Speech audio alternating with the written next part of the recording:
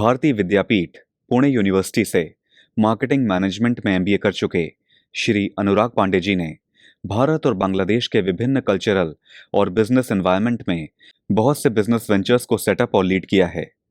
लगभग 20 वर्षों के वृहद अनुभव के साथ उन्होंने बिजनेस के क्षेत्र में अपना नाम कमाया है। Business strategy, sales and marketing, business development, operations and consulting आदि क्षेत्रों के एक्सपर्ट श्री अनुराग पांडे जी ने गोदरेज कंज्यूमर प्रोडक्ट्स लिमिटेड में DGM sales, regional trade marketing manager east, country manager Bangladesh आदि पदों पर अपनी उपयोगिता सिद्ध की है। Hindustan Coca Cola marketing company private limited में एरिया सेल्स मैनेजर और Seagram India private limited में टेरिटरी सेल्स मैनेजर के तौर पर भी कार्य कर चुके Shri Anurag Pandey ji get a franchisee, Nimba clean और एईआर एजुकेशन सॉल्यूशंस नाम की 3 कंपनीज के को-फाउंडर भी हैं। बिजनेस और एंटरप्रेन्योरियल मैटर्स के एक्सपर्ट श्री अनुराग पांडे जी को समाधान ग्रुप और स्किल्ड एंटरप्रेन्योरशिप मिशन से जुड़ने के लिए धन्यवाद।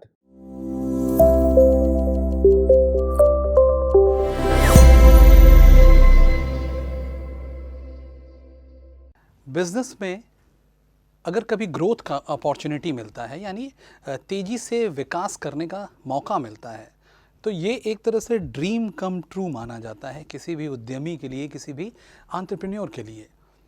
लेकिन अगर आप बहुत गहराई से देखेंगे तो हमेशा ग्रोथ एक अच्छी चीज़ है, ये कोई तय बात नहीं है। अगर आप उसको डीप एनालिसिस करेंगे तो पाएंगे कि बहुत बार कॉन्शियसली ग्रोथ ना लेना भी एक बेहतर डिसीज़न हो सकता है। तो डिसीज़न टू ग्रो और नॉट ग्रो करें या ना करें, ये एक अहम फैसला है किसी भी ऑर्गेनाइजेशन के डिफरेंट लाइफ साइकिल में। दोस्तों, मेरा नाम अनुराग पांडे है और आज इस सेशन में मैं आपसे किसी भी बिजनेस में अगर ग्रोथ, आकस्मिक ग्रोथ आ गई है तो उसको लेना चाहिए या उसको डिनाई करना चाहिए, इस बारे में बातचीत करने जा रहा हूँ।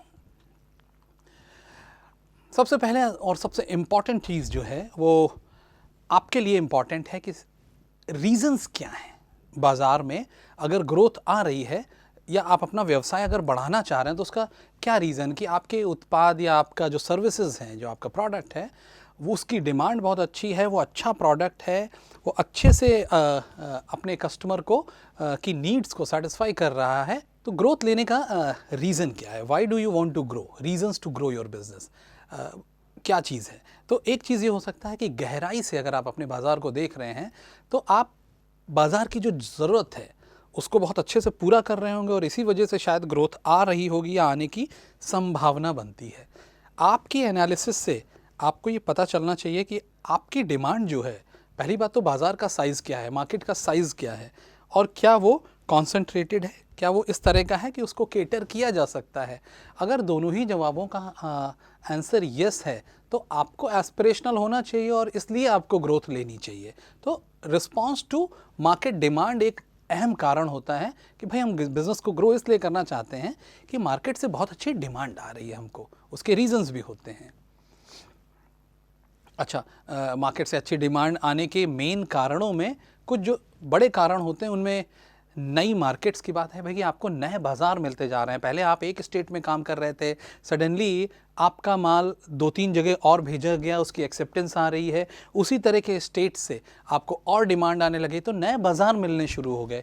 एक स्टेट में भी आप किन्हीं खास हिस्सों में सप्लाई नहीं दे पाते थे, अब आपको वहाँ से भी डिमांड आने लग गई, तो नया बाज़ार बन रहा है, नई मार्केट्स आ रही हैं, जोग्राफिकल मार्केट्स आ रही हैं, तो इससे भी आपको ग्रोथ मिलती है। इनोवेशन से, इनोवेटिव प्रोडक्ट से या इनोवेटिव चैनल से पता चला आप अभी तक ई कॉमर्स का इस्तेमाल नहीं कर रहे थे और ई कॉमर्स चैनल को यूटिलाइज़ करते ही आपने देखा कि भाई मेरे को पैन इंडिया एक अच्छा वॉल्यूम मिल रहा है मेरे बिज़नेस को और उसकी ग्रोथ आ रही, तो ये भी एक रीज़न हो सकता है कि शायद इस वजह से आपको ग्रोथ आ रही हो।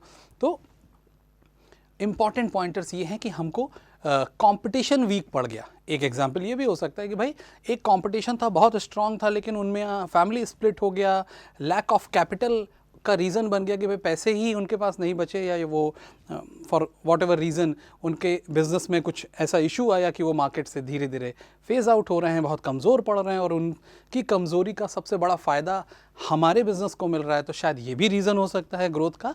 तो हमारे बिज़नेस को ग्रो करने के रीजंस क्या हैं, एक बार उनकी डीप एनालिसिस होनी चाहिए। एक और बात है कि क्यों बढ़ाना चाहिए अपना व्यवसाय? बहुत इम्पॉर्टेंट फैक्टर है कि जैसे जैसे बिजनेस बड़ा होता है, बढ़ता है, प्रिडिक्टेबल बनता है, यानी उसका आकलन किया जा सकता है, उसके बारे में प्रिडिक्ट किया जा सकता है, अनुमान लगाया जा सकता है, वैसे वैसे बिजनेस में स्थिरता बढ़ती है। स्थिरता बढ़ती है तो हमारे डिसीजंस बहुत स्ट्रांग होते हैं कि हम कितना पैसा लगाएं जिससे बहुत रिस्की स्ट्रैटेजी ना बने, कितने लोगों को रखें, कहाँ नया प्लांट लगाएं, क्या करें। ये सारे डिसीजंस स्टेबल एनवायरनमेंट में बहुत स्ट्रांग डिसीजन मेकिंग का केस बनाते हैं। तो जैसे जैसे व्यवसाय बढ़ता है वो बहुत स्टेबल हो जाता है। हमेशा ही वन पर्सन बिजनेस जिसके पास सीमित संसाधन हैं की जगह एक बिज़नेस जो कई बाज़ारों में हो, ज़्यादा बाज़ारों में हो, उसके पास काफ़ी लोग हों, ऐसा बिज़नेस ज़्यादा स्टेबल होता है, क्योंकि कई लोगों के वजह से वो बिज़नेस ग्रो कर रहा होता है, एक व्यक्ति की वजह से नहीं। कल को इस व्यक्ति की कैपेबिलिटीज़ में या उसकी हेल्थ रीज़न से कोई इशू होता है तो उसका खामियाजा बिज़नेस को भुगतना पड़ता है। तो इस तरह के बिज़नेस जो मल्टीपल लोकेशंस और ज़्यादा लोगों पर डिपेंडेंट हों वो ज़्यादा स्टेबल होते हैं। बड़ा फ़ायदा क्या है बिज़नेस की ग्रोथ का? प्रॉफिट्स बढ़ते हैं। प्रॉफिट्स कहाँ से बढ़ते हैं? इकोनॉमीज़ ऑफ स्केल अचीव होता है कि भाई हम एक माल अगर 40 रुपए में बनाते हैं और 100 यूनिट बनाते हैं, तो अगर हम 500 यूनिट बनाएंगे तो क्योंकि ज़्यादा बनाने में वॉल्यूम्स मिलते हैं तो हम बेहतर ढंग से अपनी मैन्युफैक्चरिंग प्लान कर पाते हैं। इकोनॉमीज़ ऑफ स्केल यानी पैमाने की अर्थव्यवस्था, यानी जब ज़्यादा बनाते हैं तो लागत कम होने लगती है, उसकी वजह से हमारा माल 36 रुपये में बनने लगता है, तो इसमें हमें मुनाफा होता है, हमारे परसेंटेज ऑफ प्रॉफिट बढ़ने लगता है, तो इसका बहुत बड़ा फ़ायदा मिलता है। मुनाफा बढ़ने की जो स्थिति होती है उसमें लोगों का भी कंट्रीब्यूशन बहुत अच्छे से अपने को मिलता है।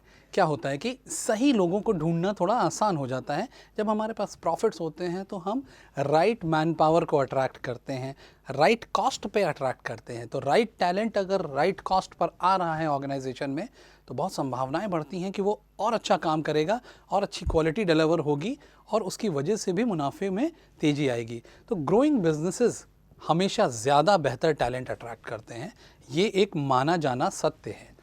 एक इम्पॉर्टेंट पार्ट जो ग्रोइंग बिजनेस का पार्ट होने का मज़ा है एज ए टीम मेंबर या एज ए टीम लीडर या एज ए बिजनेस लीडर, वो एक अलग तरह का मज़ा होता है। D growing business, saturated business, loss making businesses, ये जो नेगेटिव वर्ड उसमें जुड़ जाता है वो पूरी टीम के लिए बड़ा नेगेटिव होती है। सैलरी ग्रोथ बहुत कम होती है, जो वर्किंग कंडीशंस होती हैं वो भी बहुत पुअर रहती हैं अमूमन, और एज ए बिज़नेस लीडर भी आपका सम्मानजनक चेहरा नहीं दिखता, ना आपके उद्यमी के सामने, ना आपके बॉसेस के सामने, ना किसी मतलब मार्केट में जब आप फाइनेंशियल इंस्टीट्यूशंस पर जाते हैं या अन्य लोगों पर जाते हैं। तो लॉस मेकिंग बिजनेसेस की जगह अगर प्रॉफिटेबल बिजनेस हैं और ग्रोइंग प्रॉफिट वाले बिजनेसेस हैं तो सडनली पूरे ऑर्गेनाइजेशन की जो स्फूर्ति होती है, जो रौनक होती है, वो एक डिफरेंट स्केल पर होती है। वो एक बहुत पॉजिटिव आउटलुक प्रेजेंट करते हैं ऐसे बिजनेस। तो इंक्रीज्ड प्रॉफिट्स के और भी बहुत फ़ायदे होते हैं। हम लोग अभी तक बात कर रहे थे कि बिजनेसेस अगर ग्रो करते हैं तो कैसे ग्रो करते हैं, क्या रीज़न्स होते हैं, और बढ़ा हुआ जो मुनाफा है उसको कैसे मतलब उसकी वजह से हमें क्या लाभ मिलता है, संगठन की क्या मनोस्थिति बनती है। लेकिन एक ऐसी स्थिति भी आती है कि हमारा व्यापार नहीं बढ़ रहा है, मान लीजिए हाइपोथेसिस कि हमारा व्यापार नहीं बढ़ रहा है।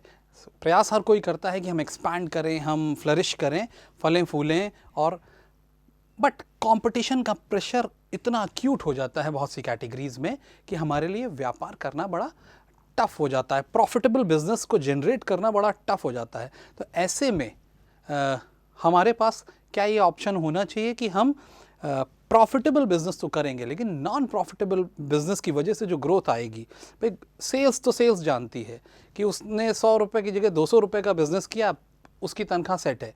लेकिन 100 रुपये का बिजनेस वो 20 रुपये के मुनाफे पर कर रहा था, और 200 रुपये का बिजनेस अगर वो 5 रुपये के मुनाफे पर कर रहा है तो इससे अच्छा 100 रुपये का व्यापार करे, 20 रुपये का मुनाफा संगठन में आए, एज अगेंस्ट जो बढ़ा हुआ 100 रुपया है उसकी वजह से घाटा क्यों आएगा संगठन में। तो इस तरह की नॉन प्रॉफिटेबल ग्रोथ को अलग दृष्टिकोण से देखने का बहुत ज़रूरत है, उसकी रिक्वायरमेंट है। क्योंकि अगर आपने इस तरह से अनप्लैन्ड ग्रोथ को परमिट किया तो आप फ्यूचर के बहुत निगेटिव कैश फ्लोज और निगेटिविटी को अपने बिजनेस में आमंत्रित कर सकते हैं। ये एक स्ट्रैटेजिक डिसीजन मेकिंग होती है। तो व्यापार के बढ़ने के बहुत सारे कारण हैं कि वन ऑफ ऑर्डर है, कि कंटिन्यूस ग्रोथ है, कि न्यू मार्केट की वजह से, या मतलब नया बाज़ार मिल गया है हमको, या इनोवेशन बेस्ड ग्रोथ है, या क्या कारण है। उस कारण की सही एनालिसिस होनी चाहिए और वो ग्रोथ हमको लेनी है कि नहीं का ऑप्शन पूरी तरह से एनालिसिस पर निर्भर होना चाहिए, गट फीलिंग पर नहीं होना चाहिए। खासकर अगर आपके संगठन में स्ट्रैटेजी टीम है, आपके संगठन में ऐसे लोग हैं जो रणनीति बनाने के काम में दक्ष हैं, तो ऐसे लोगों का इस पॉइंट ऑफ टाइम पर बहुत ज़रूरत पड़ता है। सो आप देख रहे हैं कि ग्रोथ एक जटिल प्रक्रिया है और इसको ना लेने का ऑप्शन भी आपके पास मौजूद है। तो अब क्या क्या इशू आता है? अनप्लैन्ड ग्रोथ बहुत बार बहुत बढ़ा हुआ रिस्क भी लाती है सिस्टम में। आप अगर ये देखें कि ग्रोइंग अ बिजनेस, मेरे हिसाब से व्यवसाय बढ़ाना एक कठिन कार्य होता है और इसके लिए लगातार बड़ी मेहनत की ज़रूरत होती है, बड़ी कमिटमेंट की ज़रूरत होती है। और उस पर भी अगर हम अनप्लैन्ड अनप्रॉफिटेबल ग्रोथ को विजुअलाइज कर रहे हैं जो कि हमारी स्ट्रैटेजी का पार्ट नहीं है, ऐसे केसेस में ये बड़ा ध्यान रखना पड़ेगा कि हमारी कमिटमेंट तो उतनी ही रहने वाली है कि अगर हम 12 घंटे काम कर रहे हैं तो क्या संगठन में बढ़ी हुई ग्रोथ के कारण इतना रिस्क आ जाएगा कि हम 17 घंटे काम तो नहीं करने लगेंगे। बहुत अलग अलग वेरिएबल फैक्टर्स होते हैं जो आपकी ग्रोथ की वजह से संगठन में रिस्क ला रहे होते हैं। एक बढ़ी हुई ग्रोथ कॉस्ट पर, एम्प्लॉयज़ पर, फंड्स पर बहुत सारा दबाव पैदा करती है कि भाई अगर एडिशनल 100 रुपया, जिसकी मैं बार बार बात कर रहा हूँ कि हमारा बिज़नेस 100 रुपये का था और उसमें अब 100 रुपये की एक और ग्रोथ आ रही है, लेकिन ये ग्रोथ केवल ग्रोथ तो नहीं है, ये केवल प्रॉफिट तो नहीं है एडिशनल 100 रुपये का, इसमें बहुत सारी कॉस्ट लगेगी। उसका पैसे का प्रबंध कहाँ से होगा? अगर पैसे का प्रबंध हो भी गया तो मशीन लगाने में कितना टाइम जाएगा, वो कहाँ से आएंगी? अच्छा, कौन लोग लगाएंगे? वो इंजीनियर्स हमारे पास हैं कि नहीं? उस तरह की मशीन या टेक्नोलॉजी को टैकल करने की हमारी एबिलिटी, हमारी क्षमता भी है कि नहीं? अच्छा, इस तरह के बिजनेसेस को जो बहुत बड़े बड़े प्लेयर्स कर रहे हैं वो इकोनॉमीज़ ऑफ स्केल का बहुत फ़ायदा उठा रहे हैं। क्या हमारा संगठन उस स्थिति में आ पाया है कि नहीं? तो ये बहुत सारा प्रेशर क्रिएट होता है हमारे फाइनेंसेस पर, हमारी करेंट टीम पर, हमारी लीडरशिप टीम पर, और उसकी वजह से एक तरह से सभी लोग रिस्क के पार्ट होने लग जाते हैं। तो ऐसी ग्रोथ अमूमन रिज़ल्ट देती है कि अब सारे एम्प्लॉयज़ अगर पहले 10 घंटे काम करते थे तो अब वो 12-12, 14-14 घंटे, इंक्रीज्ड वर्किंग आवर्स पहला इंडिकेटर है इस तरह की अनप्रॉफिटेबल नॉन प्लान्ड ग्रोथ का। बहुत बार अगर आप अनप्लान्ड ग्रोथ ले लेते हैं तो आपका संगठन, आपकी मैन पावर सभी रिस्क पे हैं, क्योंकि 12-12, 14-14 घंटे से आप उनको काम कराना शुरू करेंगे। उसकी वजह से बहुत सारा फ्रिक्शन होता है, quality of work and life दोनों ख़राब होने लगती है, वर्क लाइफ बैलेंसेस के इश्यूज़ आने लगते हैं। ये सारी जो बड़ी जिम्मेदारियां हैं उनको हैंडल करने के लिए बहुत सारे नए लोग तैयार भी नहीं होते हैं, उनकी एबिलिटी का भी इशू होता है। राइट टाइम पर right talent at right cost, इस तरह से आप उस समय अटेन नहीं कर पाते हैं, तो आप ग्रोथ को हैंडल करने के लिए अंट-शंट पैसों पर अंट-शंट टैलेंट लाते हैं, जिसमें ज़रा सा भी आपको प्रॉमिस दिखता है कि यार ये हैंडल कर ले जाएगा, आप उसको रिक्रूट कर लेते हैं, वाइल वो स्ट्रैटेजिक डिसीजन मेकिंग नहीं है, वो प्लान्ड डिसीजन मेकिंग नहीं है। तो आप देख रहे हैं कि कितना रिस्क बढ़ जाता है इस तरह के कामों में अगर हम अनप्लैन्ड अनप्रॉफिटेबल ग्रोथ को इनवाइट कर रहे हैं या उसको चेज़ कर रहे हैं एज अ संगठन। तो हम बात कर रहे हैं कि अगर अनप्लैन्ड और अनप्रॉफिटेबल ग्रोथ आ जाती है तो उसका और क्या क्या दुष्प्रभाव पड़ता है। इंक्रीज्ड वर्कलोड और तनाव में वृद्धि, उसकी बात मैं पहले भी कर रहा था। आपकी अपनी जीवन शैली एज ए उद्यमी, as a business leader, as a team member, team leader या नॉर्मल एम्प्लॉय के तौर पर भी जब पूरा संगठन एक किसी खास प्रोजेक्ट या काम के दबाव में आ जाता है तो सिंसियर लोग ऑफ कोर्स ज़्यादा वर्किंग आवर्स पे काम करते हैं, ज़्यादा फ्रस्ट्रेशन रहता है ओवरऑल लेवल पर, तो काम एक बोझ बन जाता है। It's not the peaceful work, वो एक हैप्पी एनवायरनमेंट संगठन से जाने लगता है और बहुत खुश होकर ना किया हुआ काम संगठन के कामों की क्वालिटी में भी दिखता है। इसको आप बहुत नोट करके रख लें कि ये हमें लगता है कि इसका पता नहीं चल रहा है किसी को, लेकिन एक नाखुश संगठन का जो करा हुआ कार्य होता है वो रिफ्लेक्ट करता है उस चीज़ को। तो अपने व्यवसाय को विकसित करने के निर्णय पर अपने परिवार और व्यवसाय के संतुलन के संदर्भ में भी आपने क्या विचार किया है? क्या आपने अपनी बढ़ी हुई प्रेशर जो आपके काम पर आया है उससे आपका पर्सनल लाइफ का बैलेंस कितना टिल्ट होगा, और क्या आपके घर वाले उस चीज़ के लिए तैयार है? एक एग्जाम्पल देता हूँ कि मान लीजिए आपने एक बड़ी ग्रोथ स्ट्रैटेजी प्लान की और उस वजह से अब एक पूरे 12 महीने का एक आपने कैलेंडर बनाया जिसमें आप साल के लगभग 50 से 60 दिन आप अपने शहर से, अपने घर से बाहर रहेंगे और नई मार्केट्स में रहेंगे, और बहुत सारा ट्रैवल जुड़ गया आपके काम में। अब ज़ीरो ट्रैवल की जगह आप 70-80 दिन का ट्रैवल कर रहे हैं अगले साल में ग्रोथ को चेज़ करने के लिए। आपका परिवार कितना अलाइंड है इस तरह की वर्क लाइफ के लिए? क्या 90 दिन आप दूर रहेंगे और किन किन डेट्स पर रहेंगे, और ऐसा कोई स्ट्रक्चर्ड कैलेंडर आपने बनाया है? क्या वो कैलेंडर अपने परिवार से शेयर किया है? क्या उनसे बाइन लिया है? काम का बोझ ना केवल काम को प्रभावित कर रहा है बल्कि फैमिली लाइफ को भी बहुत प्रभावित करता है, और उसको आपने प्लान किया है कि नहीं इस पर ये डिपेंड करेगा। तो इसको बहुत अच्छे से आपको सोचना है, एनालाइज करना और प्लान करके करना है। आप ज़रूर ध्यान दें इस बात पे कि क्या ग्रोथ की ये टाइमिंग सही है आपके लिए, लीडरशिप टीम के लिए।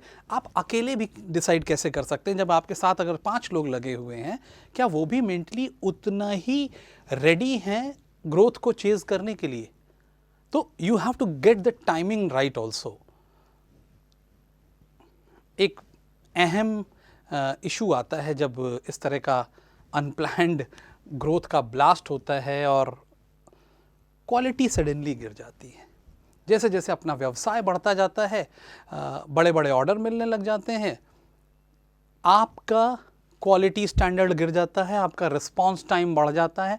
आप किसी स्टॉक को आप मान लीजिए 7 दिन में देते थे, अब आप ग्राहकों से 15-15 दिन का लीड टाइम मांग रहे हैं, आपकी डिलीवरीज लेट हो रही हैं। बाज़ार इन चीज़ों का इंतज़ार नहीं करता, और क्वालिटी स्टैंडर्ड्स डाउन होते ही सबसे पहले ट्रेड पकड़ लेता है कि आपकी क्वालिटी गिर रही है। ग्राहक से पहले भी ट्रेड पकड़ लेता है कि यहाँ पर आपकी सर्विसेज गिर रही हैं, आपकी क्वालिटी गिर रही हैं, और ये एक निगेटिव पब्लिसिटी का पहला पॉइंट होता है। तो जैसे जैसे आपका बाज़ार एक्सपैंड कर रहा है तो बहुत कस्टमाइज्ड, बहुत इंडिविजुअल सर्विसेज अब आप दे नहीं पाते। वाइल जब आप छोटे होते हैं तो बड़े फ्लेक्सिबल ढंग से आपने बड़ा खूबसूरत ढंग से बाज़ार को तैयार किया होता है। तो ये जो ट्रांजिशन होता है from a super close to a distant, यानी एकदम करीब होकर उनसे हफ्ते में एक बार फ़ोन पे बात करने वाले एटीट्यूड के बजाय अब आप उनको महीनों कॉल नहीं कर रहे हैं, लेकिन आपकी एक्सपेक्टेशन है कि वो आपसे 2 गुना ज़्यादा माल खरीदें। क्वालिटी आपकी गिरती जा रही है, आपके कम्युनिकेशन की क्वालिटी गिरती जा रही है, आपके रिस्पांस टाइम गिरते जा रहे हैं, लेकिन आप उसको ठीक से कंसिडर नहीं कर पा रहे हो। तो ये एक बड़ा इशू आता है क्वालिटी का। इसलिए बहुत इम्पॉर्टेंट फैक्टर है कि जब आप ग्रोथ प्लान करें तो growth at the cost of quality plan है कि नहीं है, ये एक अहम बिंदु है। इस पर आप कंसंट्रेट करेंगे और तभी आपको ये फैसला लेने में थोड़ी आसानी होगी कि मेरे को ये ग्रोथ चाहिए भी कि नहीं। तो इम्पॉर्टेंट है कि जैसे जैसे हमारा ग्रोथ हम ले रहे हैं वो हमारी क्वालिटी की कॉस्ट पे ना हो, क्योंकि उससे जो नकारात्मक प्रचार बाज़ार में जाएगा उसको रोकथाम करना मुश्किल हो जाएगा। मतलब आप अपने बिज़नेस को डिस्ट्रॉय करने के लिए व्यापार नहीं कर रहे हैं, आप ग्रोथ ले रहे हैं कि आप अपने बिज़नेस को बढ़ा सकें। बढ़ी हुई कॉस्ट एक अलग पैरामीटर होता है कि आपकी जितनी तैयारी है उतना तो आप हैंडल कर लेते हैं, राइट कॉस्ट पे हैंडल कर लेते हैं, लेकिन ये जो अनप्लैन्ड ग्रोथ आती है अक्सर ये हाई कॉस्ट पर आती है, हाई डिस्काउंट पर आती है, हायर मैन पावर कॉस्ट हो जाती है, हायर कॉस्ट ऑफ प्रोडक्शन हो जाती है, और आप उसको कंटेन भी नहीं कर पाते क्योंकि आपके पूरे बिजनेस का जो स्ट्रक्चर आपने तैयार किया है वो एक खास कॉस्ट वर्सेस आउटपुट पर तैयार किया है। तो फंडामेंटली आपको चेंज करने के लिए भी एक ट्रांजिशन टाइम चाहिए। उतना प्लानिंग है भी सिस्टम में या नहीं है, प्लान बी और प्लान सी की कितनी गुंजाइश है, तो ये देखना पड़ेगा। अक्सर कॉस्ट बढ़ जाती है जब आप ग्रोथ को चेज़ कर रहे होते हैं। तो financial planning is the crux. सबसे इम्पॉर्टेंट चीज़ है कि आपने इन सारी चीज़ों की कितनी फाइनेंशियल प्लानिंग की हुई है, कैसे की हुई है, ये एक इम्पॉर्टेंट फैक्टर है।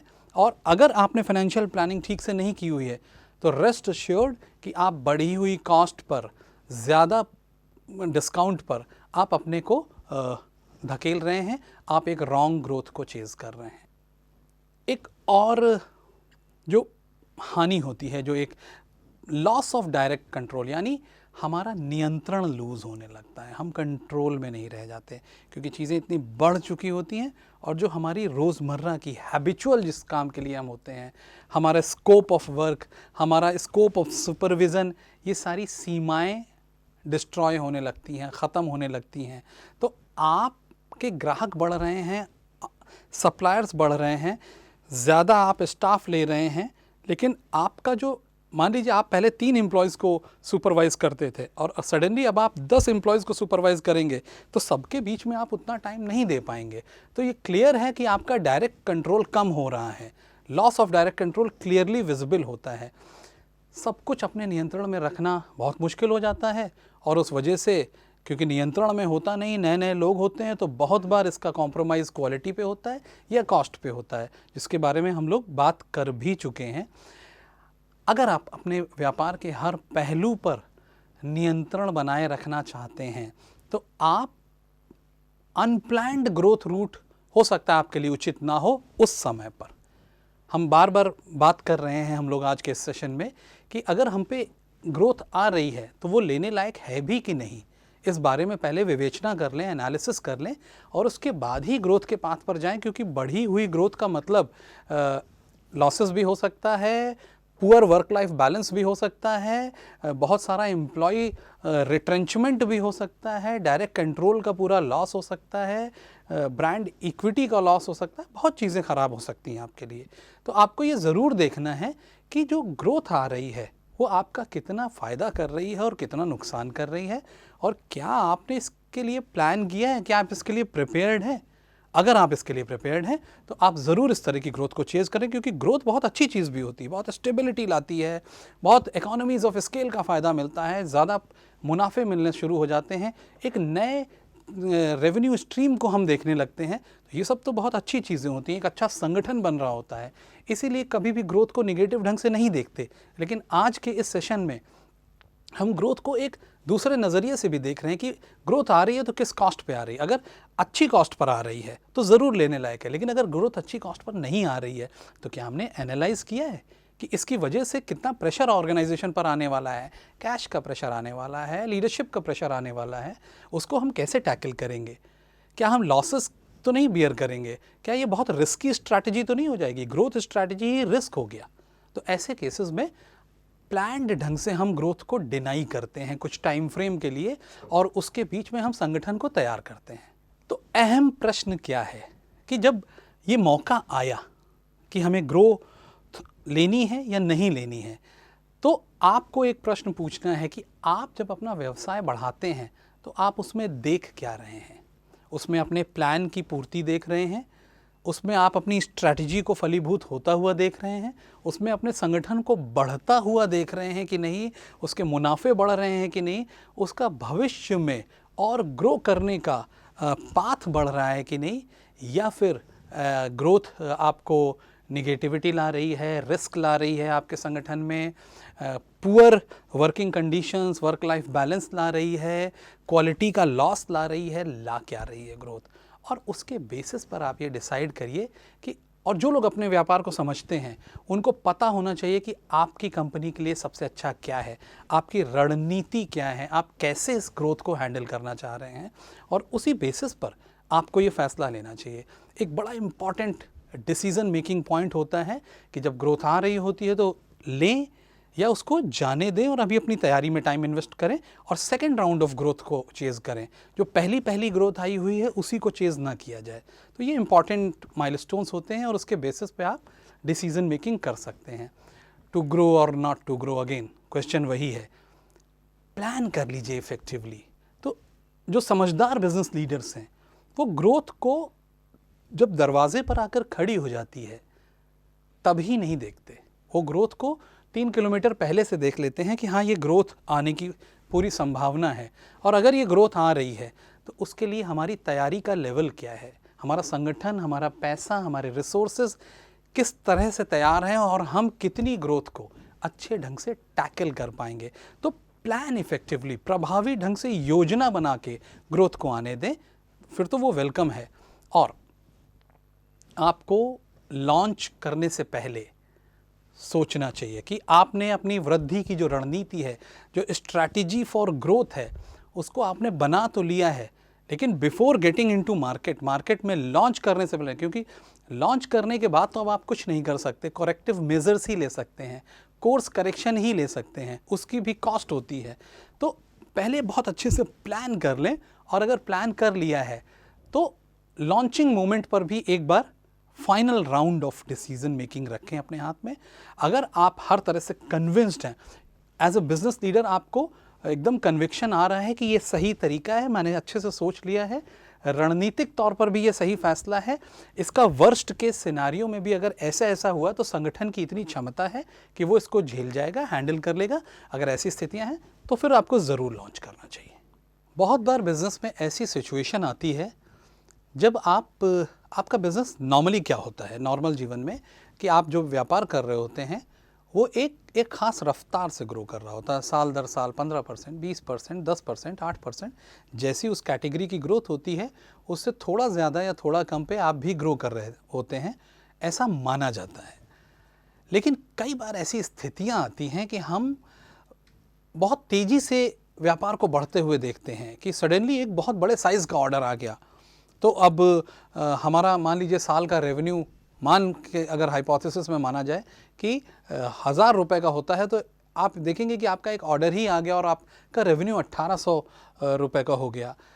अब इस तरह की स्थितियों को कि 80% ग्रोथ, 100% ग्रोथ के लिए कोई भी व्यापार तैयार नहीं होता, ना उसमें लगा हुआ पैसा तैयार होता है, ना उसमें लगी हुई मैन पावर तैयार होता है। तो जब ऐसी अलग सी स्थिति एक बनती है, एक अलग सी स्थिति आती है, ऐसे में इसको क्या किया जाए, कैसे इसको टैकल किया जाए।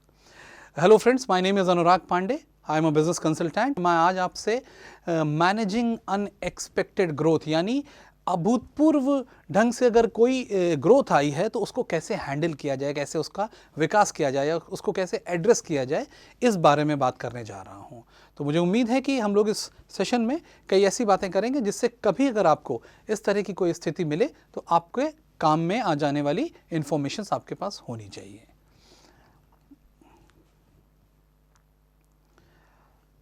तो सबसे पहले समझ लेते हैं कि भाई तीव्र विकास यानी बहुत अनएक्सपेक्टेड, बहुत फास्ट ग्रोथ अगर आ गई तो उसको कैसे हैंडल करेंगे। तो अगर आपको इतनी ग्रोथ मिल रही है, अगर आपके पास बहुत फास्ट ग्रोथ आ रही कि आप भाई 100 रुपये का काम करते थे और 200 रुपये का काम एकदम से आने लग जाए और तेज़ी से आप बढ़ने लग जाएं, तो दो चीज़ें हैं। एक, ये तो आप मान के चल लीजिए कि आप कुछ ना कुछ ऐसा ज़रूर सही काम कर रहे हैं जिसकी वजह से आपसे जो लोग काम कर रहे हैं वो ज़्यादा काम करना चाहते हैं आपसे, यानी आपकी सेल्स बढ़ गई है, यानी आपका प्रोडक्ट हिट है, आपका प्रोडक्ट रिपीट सेल्स ला रहा है, या आपको कोई बड़ा ऑर्डर मिलने लग गया है या शुरुआत हुई है उसकी, तो ये आप ज़रूर कर रहे हैं। तो इसको अपने बिजनेस मॉडल का पार्ट भी समझना चाहिए कि भाई हमारा बिजनेस मॉडल कैसा है, और उसमें अगर अनएक्सपेक्टेड ग्रोथ आ रही है तो यानी हम जो भी चीज़ें कर रहे हैं अपनी कॉस्ट पे, अपनी मार्केटिंग पे स्पेशली जो भी कार्य हो रहा है, एडवर्टाइजिंग लेड जो कार्य हो रहा है, कम्युनिकेशन लेड जो कार्य हो रहा है, वो एक सही डायरेक्शन में है और उसी का प्रतिफल है, उसी का रिएक्शन है कि हमारी सेल्स में ग्रोथ आ रही है, हमारा बाजार बढ़ रहा है। लेकिन क्योंकि ये एक अभूतपूर्व तेजी से आई हुई ग्रोथ है, अनएक्सपेक्टेड ग्रोथ है एट ए टाइम्स, अनबजटेड ग्रोथ है एट ए टाइम्स, तो उसको हैंडल कर पाना ये भी बहुत से ऑर्गेनाइजेशंस के वश में नहीं होता। आप देखेंगे कि जो बहुत बड़े बड़े टेंडर्स पड़ते हैं उसमें आपसे ज़रूर पूछा जाता है कि आप किस साइज़ का बिजनेस कर रहे हैं, क्योंकि अगर आपको बड़े साइज़ का टेंडर दे दिया जाएगा तो आप उसको हैंडल नहीं कर पाएंगे, आपकी फाइनेंशियल कैपेबिलिटी डाउटफुल हो जाएंगी, आपकी मैन पावर लेड कैपेबिलिटीज़ नहीं होंगी। यही होता है जब बहुत तेज़ी से कोई बिज़नेस ग्रो कर जाता है, तो सडनली आप देखेंगे कि कुछ चीज़ों में वो पिछड़ने लग जाता है, और उस वजह से जो उसकी ग्रोथ आती है उसका वो पूरा प्रतिफल नहीं पा पाता, उसका पूरा फ़ायदा नहीं उठा पाता। तो ऐसे और चीज़ों को जानते हैं कि क्या ऐसी स्थिति होती है, इसको संभालने का तरीका क्या हो सकता है। भाई सबसे इम्पॉर्टेंट चीज़ क्या है कि आप अपनी सेल्स को आप अपने जो भी आपने एसेट बिल्डिंग की है, जो जो फैक्ट्री होगी या जो भी चीज़ें हैं, आप अपनी एसेट्स को, आप अपनी इन्वेंट्री को, और अपना जो जो पैसा लेना है बाज़ार से, उसको, उसकी एक पूरी ट्रैकिंग आपके पास उपलब्ध होनी चाहिए। हम बात कर रहे हैं ways to handle rapid growth, यानी बहुत तेज़ी से अगर कभी ग्रोथ आ जाए बिजनेस में तो उसको कैसे हैंडल किया जाए। तो सबसे इम्पॉर्टेंट पहलू है कि आप पहले ये तो जानें कि आपकी फाइनेंशियल कंडीशन क्या है, आपका कितना पैसा कहाँ कहाँ लगा हुआ है, रेवेन्यू कितना आता है, सेल्स कितनी हो रही है, उसको डीपली एनालाइज कीजिए कि एकदम सेट सेल्स कितनी हो रही है और वेरिएबल बेस्ड सेल्स कितनी हो रही है, जो फ्लक्चुएटिंग सेल्स बोलते हैं कि इसने ले लिया तो बिकेगा तो रेवेन्यू आएगा, अन्यथा नहीं आएगा। तो फ्लक्चुएटिंग सेल्स कितना कंट्रीब्यूट कर रही है, और सॉलिड सिस्टम्स बेस्ड सेल्स कितना रेवेन्यू दे रही है। तो सेल्स के एनालिसिस ज़रूरी है, और साथ ही साथ ये ज़रूरी है कि हमारे ओवरहेड्स कैसे हैं, हमारी इन्वेंट्री का साइज़ क्या है, और हमारी एसेट में कितना पैसा लगा हुआ है।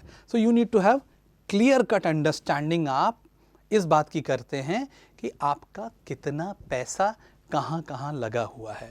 ये आपको अब, क्योंकि आप एक नई ग्रोथ देख रहे हैं, और नई ग्रोथ में अगर आपको नया माल भी बना के देना होगा तो उसके लिए पैसे लगेंगे, उसके लिए लोग लगेंगे, क्योंकि पैसे इसलिए लगेंगे कि आपको बहुत सारा रॉ मटेरियल ज़्यादा खरीदना पड़ेगा अगर आप मैन्युफैक्चरिंग में हैं। अगर किसी और इंडस्ट्री में हैं तो लोगों को आपको बहुत सारा रिक्रूटमेंट करना पड़ेगा। तो अंत में अगर ग्रोथ आ रही है तो आप मान के चलिए कि उसमें बहुत सारी इन्वेस्टमेंट भी होने जा रही है, बहुत सारे पैसे लगने जा रहे हैं।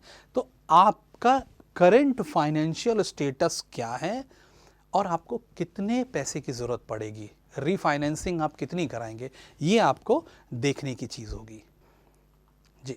तो फाइनेंशियल प्लानिंग की ये बात हो रही थी कि हमको पहले तो अपना रियल स्टेटस क्या है उसको एनालाइज करना चाहिए, उसको समझना चाहिए, और अपनी रीफाइनेंसिंग की नीड का साइज़ क्या है, अपने को कितने पैसे की ज़रूरत है, इसको एक बार समझना चाहिए। तो एक फाइनेंशियल चेकलिस्ट होती है हर कंपनी में, आपको ये देखना होगा कि आपकी कंपनी में वो फाइनेंशियल चेकलिस्ट है कि नहीं, जो कि अगर हम स्ट्रैटेजिकली ग्रोथ को प्लान करना है हमें, तो हमें वो चेकलिस्ट की ज़रूरत होगी कि हमारे को कितना पैसा, हमारे बिल्स कितने आने हैं, यानी हमारी मार्केट में कितना पैसा फंसा हुआ है, हमारा रेवेन्यू आ कितना रहा है वर्सेस कितना पैसा मार्केट में फंस के चलता है, हमारा इन्वेंट्री में कितना पैसा फंस के चलता है, हमारा फैक्ट्री में अगर हमें और मशीनें खरीदनी होंगी तो अभी जो एसेट बिल्डिंग है उसमें कितना पैसा फंसा हुआ है, और सारी चीज़ों में जिनमें या तो पैसा जाना है या जहाँ से आना है, इनकी एक पूरी चेकलिस्ट होनी चाहिए, और उसको ही हमें मेंटेन करना है कि उसके बेसिस पर हम अपना गेम प्लान तैयार करते हैं। ऐसा नहीं कि आपको एक बहुत बड़ा ऑर्डर मिल गया या आपकी बहुत तेज़ी से ग्रोथ आने लगी तो इसका मतलब ये होने जा रहा है कि उतना ही बड़ा आपका प्रॉफिट भी जनरेट होने जा रहा है या उतना ही कैश फ्लो आ जाएगा। नहीं, अक्सर इस तरह की ग्रोथ जब आती है तो आपसे डबल इन्वेस्टमेंट मांग रही होती है, यानी आपका जो व्यापार चल रहा है उसमें तो जो पैसा लगा ही है वो तो ठीक ही है, उसके बाद इस नई ग्रोथ को हैंडल करने के लिए आपको additional money, additional manpower, इन सब की ज़रूरत होती है, और हर काम में लगता है पैसा। तो आपको ये समझना पड़ेगा कि आपकी कैश फ्लो की नीड्स कैसी कैसी होने जा रही हैं, क्या होने जा रही हैं, और जितना सेल्स बढ़ रही हो उस रेशियो में क्या मेरा मुनाफा भी बढ़ रहा है कि नहीं। पता चला कि आपकी सेल्स टीम ने बहुत कम मार्जिन पर एक बहुत बड़ा प्रोजेक्ट पकड़ लिया, जिससे आपको, आपकी सेल्स तो बहुत बड़ी हो रही है और उसकी वजह से आपकी पूरी कंपनी में अफरा तफरी मच जाएगी, और आप अगर उसको एनालाइज करके देखेंगे तो आप 4% 5% मार्जिन का एक प्रोजेक्ट पकड़ के आए हैं, हाई डिस्काउंट दे के आए हैं, और उसकी वजह से आपको बैंक से भी पैसा लेना पड़ेगा, ज़्यादा लोग भी लगाने पड़ेंगे। तो यू हैव टू इवैल्यूएट, आपको देखना पड़ेगा कि क्या सही है क्या गलत है। आपको अपना ब्रेक इवन पॉइंट भी डिटरमिन करना पड़ेगा कि कितने पे मेरा ब्रेक इवन तो आ जाएगा। मेरी जो नई ग्रोथ है, अगर ये 100 रुपये की ग्रोथ है और 100 रुपये का खर्चा मांग रही है तो ये ग्रोथ लेने लायक है भी कि नहीं, इस तरह के क्वेश्चंस खड़े होने शुरू हो जाते हैं। तो इन चीज़ों को हम लोग एनालाइज करते हैं, एक बार पूरी ऑपरेटिंग कॉस्ट देख लेते हैं, अपना बिजनेस मॉडल देख लेते हैं कि किस खर्चे पर हम माल तैयार करते हैं, कितने दिन में बेच लेते हैं, कितने दिन में हमारा पैसा ज़रूर वापस आ जाता है, और ये जो बढ़ी हुई ग्रोथ है क्या इसमें भी यही बिज़नेस मॉडल फॉलो होने वाला है, या इसमें ज़्यादा दिन में पैसा आएगा और ये ज़्यादा लागत पर तैयार होगा क्योंकि कोई ख़ास स्पेसिफिकेशन इसमें एडेड है। तो इन सारी चीज़ों के बेसिस पर हम एक बेहतरीन वित्तीय योजना बनाते हैं ग्रोथ को हैंडल करने की। अगली चीज़ पैसा तो हमने अरेंज कर लिया, लेकिन जब ज़्यादा बड़ी ग्रोथ है तो उसको हैंडल करने वाले लोग कहाँ हैं वो जो एडिशनल बिजनेस हेड्स होंगे, सुपरवाइज़र्स होंगे, जो स्किल्ड टीम मेंबर्स हैं, जो लीडरशिप बढ़ेगी। अगर 100 रुपये की जगह अब आपके पास 180 रुपये आने लगा और आपने प्लान तो 120 का ही करके रखा है या जो भी 100 का करके रखा है, तो 80 रुपये एडिशनल को हैंडल करने के लिए जिस लीडरशिप टीम की ज़रूरत है, क्या वो आपके पास है? क्या उतना फाइनेंशियल एक्यूमेन वाले लोगों की टीम आपके पास है? क्या उतना सेल्स को और सेल्स की कॉस्ट को समझने वाली टीम आपके पास है? तो आपको ये बहुत देखना पड़ेगा कि आपके पास किस तरह की लीडरशिप टीम तैयार है। स्ट्रैटेजिक लेवल पर बिजनेस टीम जिसको बोलते हैं, जो कोर टीम बोलते हैं, जो स्ट्रैटेजी टीम बोलते हैं जिसको, वो कैसी है, वो इस ग्रोथ को किस नज़रिए से ले रही है। कई बार निगेटिव कैश फ्लो वाली ग्रोथ भी, टाइट ग्रोथ भी स्ट्रैटेजिकली बड़ी इंपॉर्टेंट होती है, क्योंकि वो आपको इकोनॉमीज ऑफ स्केल दे रही होती है और फ्यूचर के बड़े प्रोजेक्ट्स पे एक स्टैंडिंग दे रही होती है। तो अगर वो माइलस्टोन बेस्ड ग्रोथ है then it is good to have, लेकिन ऐसा रणनीतिक दिमाग रखने वाले टीम मेंबर्स आपके पास हैं कि नहीं, जो इसको एनालाइज कर सकें कि ये जो ग्रोथ आ रही है, ये जो बाज़ार बढ़ा है एकदम से, इसका मायने क्या है और ये मेरे प्लान का पार्ट है कि नहीं। You have to reconsider it again. आपके पास ग्रोथ को हैंडल करने का राइट माइंडसेट बहुत ज़रूरी है। आपको बेस्ट प्रैक्टिसेस का इस्तेमाल करना आना चाहिए, क्योंकि जब ग्रोथ आ रही है तो ये इस बात का भी ध्यान रखना होगा ना हमें कि भाई हमारी जो प्रैक्टिसेस हैं अब वो और टाइट होनी चाहिए। हम सडनली बहुत सारा कैश फ्लो, बहुत सारा इन्वेस्टमेंट देख रहे होंगे और ऐसी स्थितियों में अगर हमारा ही जो मॉडल है, जो मान लीजिए अगर आप एक माल 40 रुपये में तैयार करते हैं और बिकॉज इस बढ़ी हुई ग्रोथ के कारण अब वो 42 रुपये में पूरी कंपनी का माल तैयार होने लगेगा, तो 4% या 5% से कॉस्ट इंक्रीज हो जाएगी। आपको ये सब क्लियर होना चाहिए कि जो आपकी जो प्लानिंग है, जो प्रैक्टिसेस हैं, वो टॉप क्लास होनी चाहिए ग्रोथ को हैंडल करने के लिए। बात हो रही है कि अपनी कंपनी के नेतृत्व का कैसे विकास करें, कैसे लीडरशिप को डेवलप करें अपनी कंपनी की, जिससे वो हाई ग्रोथ को हैंडल कर सके। आपको सही लोगों का रिक्रूटमेंट करना पड़ेगा, सही संख्या में रिक्रूटमेंट करना पड़ेगा, और साथ ही साथ यहाँ पर आपकी रिक्रूटमेंट स्ट्रैटेजीज़ को आपको बहुत शार्पन करना पड़ेगा, उनको बहुत बारीकी से देखना पड़ेगा कि हमारी रिक्रूटमेंट की स्ट्रैटेजी क्या है, कितने लोगों को रिक्रूट करना है, किस टैलेंट के लोगों को रिक्रूट करना है और वो भी किस कॉस्ट पे रिक्रूट करना है।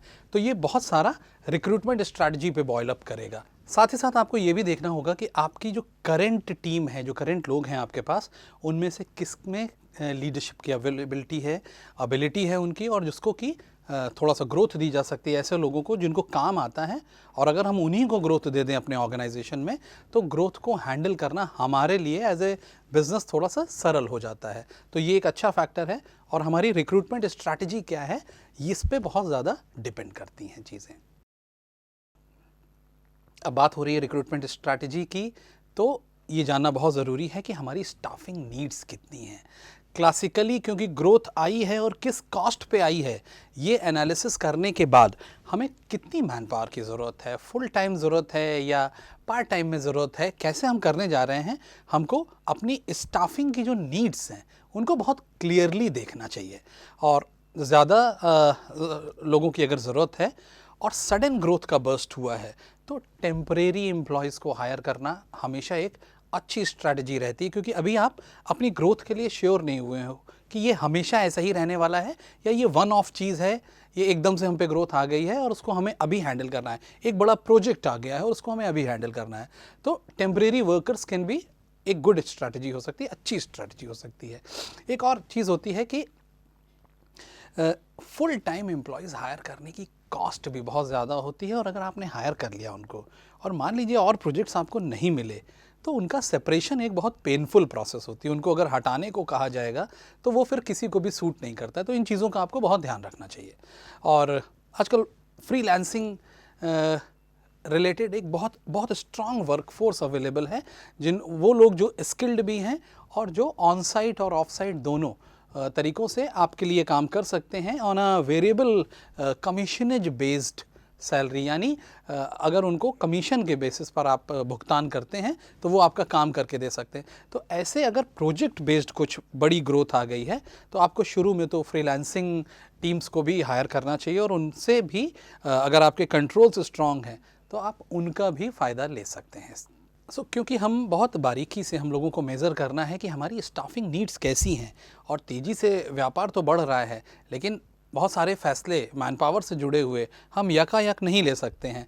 तो हमको इन हाउस ग्रोथ देके, यानी उन एम्प्लॉयज़ को जिनको काम आता है उनको बेहतर ढंग से हम ग्रो कर सकते हैं inside the organization, freelancing team recruit कर सकते हैं, और साथ में टेम्प स्टाफ या टेम्परेरी वर्कर टीम भी आ सकती है, जिससे आप ये बढ़ी हुई काम की रिक्वायरमेंट और जो ग्रोथ आ रही है, जो सेल्स आ रही है, उसको बहुत अच्छे ढंग से ऑप्टिमाइज़ कर लें और उसको टैकल करें।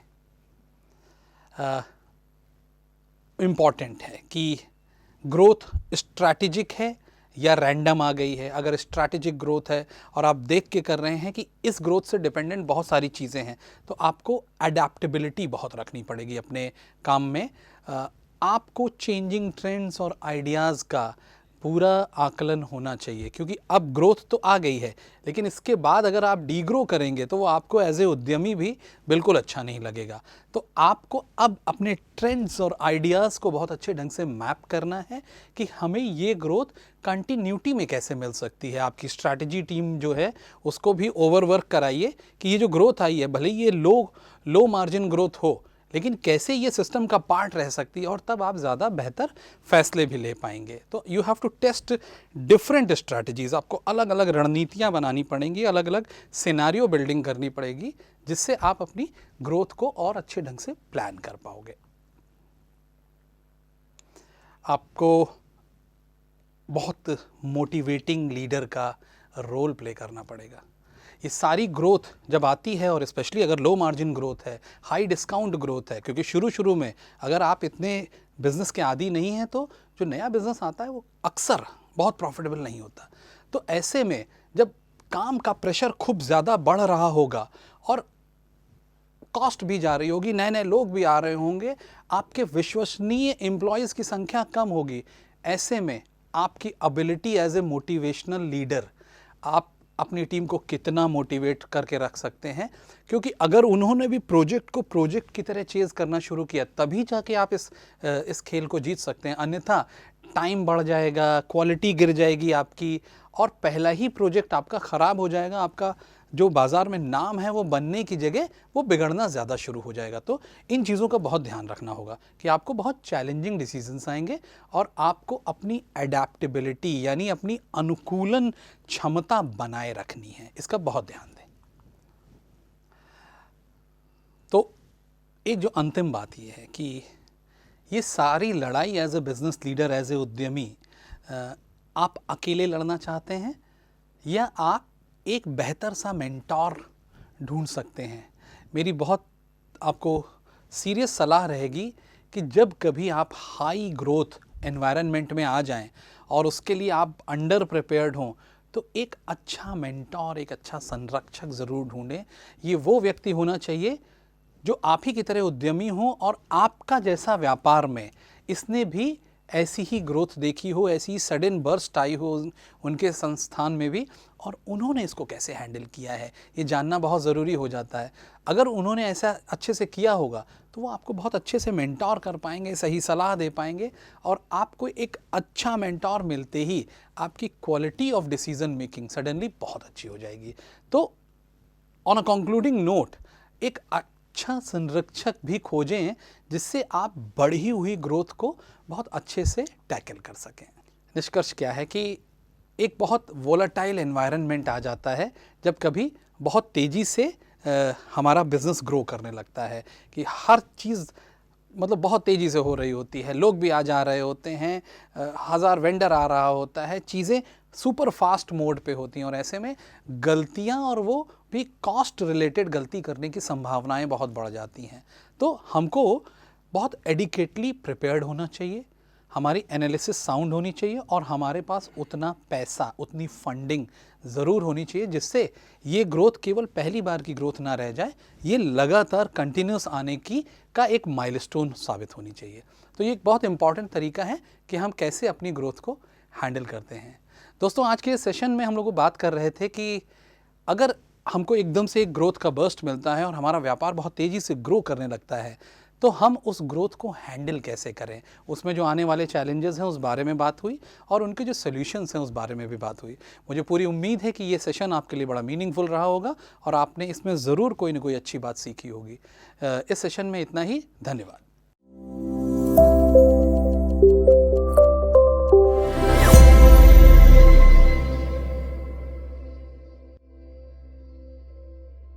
अपना खुद का बिजनेस करना बहुत से लोगों का सपना होता है। इस सपने को पूरा करने के लिए हर कोई मेहनत तो करना चाहता है, लेकिन किसी न किसी कमी की वजह से वो बिजनेस कर नहीं पाता। और क्या आप जानते हैं कि इसके पीछे की असली वजह क्या है, जो लोगों को उनके सपने को पूरा करने यानी बिजनेस करने से रोकता है? नहीं जानते? कोई बात नहीं, हम आपको बताते हैं।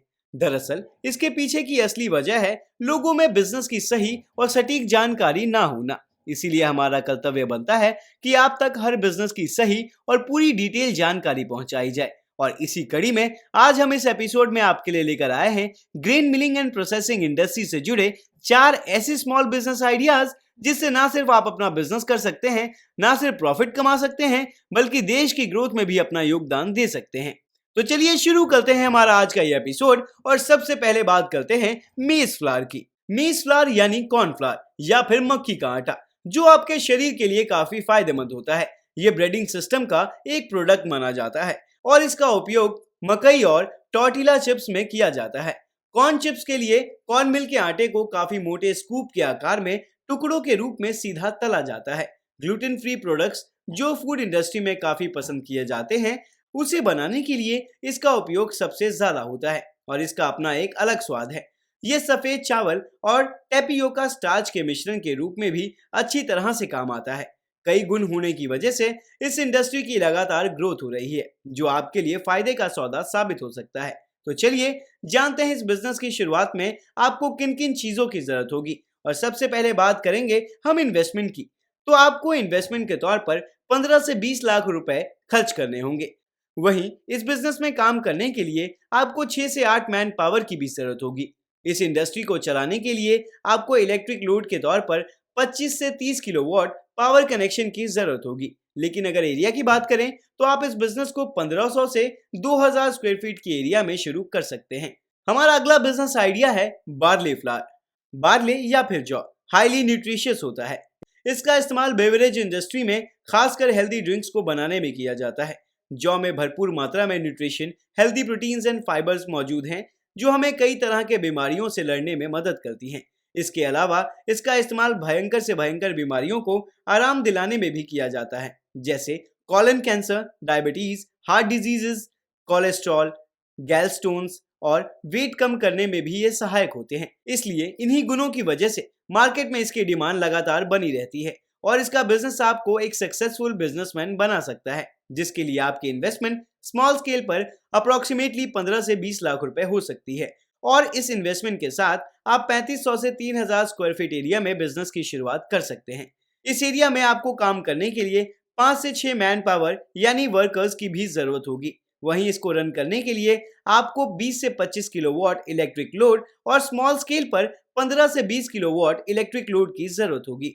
हमारा नेक्स्ट बिजनेस आइडिया है रागी फ्लावर प्रोसेसिंग। रागी का प्रोडक्शन सबसे ज्यादा एशिया और अफ्रीका में किया जाता है। इस फूड आइटम में बहुत सारे हेल्थ बेनिफिट्स के साथ साथ बॉडी के लिए खूब एनर्जी भी मौजूद है। डेली लाइफ में रागी के आटे का सेवन आपको हष्ट पुष्ट बना सकता है। वहीं इसमें मौजूद कैल्शियम, प्रोटीन लगातार इसकी मार्केट डिमांड को इंक्रीज करने में मदद करती है, जिस वजह से आप इस मार्केट के किंग बन सकते हैं। और इसे शुरू करने के लिए आपकी इन्वेस्टमेंट अमाउंट 18 से 20 लाख रुपए है। वहीं इस बिजनेस में काम करने के लिए आपको 4 से 5 मैन पावर की भी जरूरत होगी। एरिया की बात करें तो 4 से 5000 स्क्वायर फीट एरिया में आप इस इंडस्ट्री की शुरुआत कर सकते हैं, जिसे कंप्लीटली रन करने के लिए आपको 25 से 30 किलोवाट पावर कनेक्शन की जरूरत होगी। लेकिन प्रॉफिट की बात करें तो 15 से 20% तक का प्रॉफिट आसानी से इस इंडस्ट्री में कमाया जा सकता है। अब बारी है हमारे आज के सबसे आखिरी बिजनेस आइडिया की, जो है राइस फ्लेक्स यानी पोहा। हमारा देश भारत दुनिया में दूसरा सबसे बड़ा चावल उत्पादक देश है। चावल हमारे देश के साथ साथ पूरी दुनिया में काफी पसंद किया जाता है और भारत में लगभग 40 मिलियन हेक्टेयर्स में चावल की खेती होती है। पूरी दुनिया में इजी टू कुक फूड इसे ही कहा जाता है और इसमें मौजूद कार्ब्स बॉडी के लिए काफी फायदेमंद है। चावल से कई तरह के डिशेस भी बनाए जाते हैं, जैसे मीठे चावल, पुलाव, बिरयानी आदि। लेकिन चावल के कई तरह के बाय प्रोडक्ट्स भी मार्केट में मौजूद हैं, जिनमें से एक है राइस फ्लेक्स, जो सबसे लोकप्रिय है और लोग इसका इस्तेमाल ब्रेकफास्ट के समय में भी ज्यादा करते हैं। और बात करें इस बिजनेस की, तो ये बिजनेस किसी के लिए भी फायदेमंद साबित हो सकता है, क्योंकि इसकी मार्केट डिमांड ही इतनी ज्यादा है।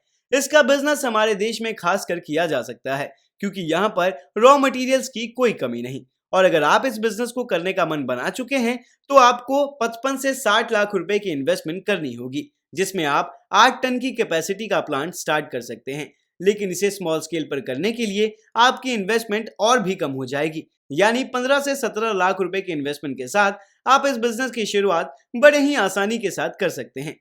और अगर एरिया की बात करें, तो 8 टन पर डे कैपेसिटी वाले प्लांट को बनाने के लिए आपका एरिया 28,000 से 30,000 स्क्वायर फीट तक हो सकती है। इस इंडस्ट्री में काम करने के लिए आपको मैन पावर के तौर पर 15 से 20 मैन पावर की जरूरत होगी और स्मॉल स्केल के लिए 7 से 8 लोगों के साथ आप इस बिजनेस की शुरुआत कर सकते हैं। वहीं इलेक्ट्रिक लोड के तौर पर बिग स्केल पर आपको 120 किलोवाट इलेक्ट्रिक लोड की जरूरत होगी। तो ये था हमारा आज का बिजनेस आइडिया। उम्मीद है कि आपके लिए ये सेशन फायदेमंद साबित हुआ होगा। अब हमसे जुड़ सकते हैं जूम सेशन पर, जिसका लिंक आपको यूट्यूब चैट बॉक्स में मिल जाएगा। तो अगर आज के टॉपिक को लेकर कोई भी जरूरी सवाल है, तो जूम सेशन पर जरूर जुड़िएगा, जहां अपने सवाल आप एक्सपर्ट से पूछ सकते हैं और अपना जवाब प्राप्त कर सकते हैं।